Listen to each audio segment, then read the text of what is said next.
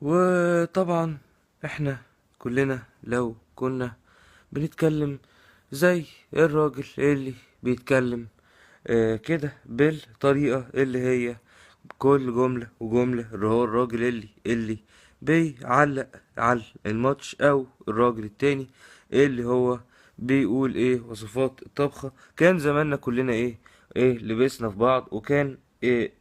زماننا ايه بقى،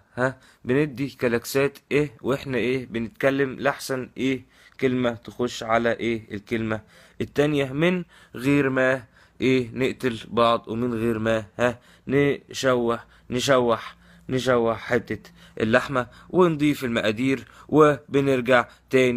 نرجع تاني للشوط الأول والشوط التاني، زي ما قلنا لما كان بيلعب في النادي اللي كان فيه من سنتين.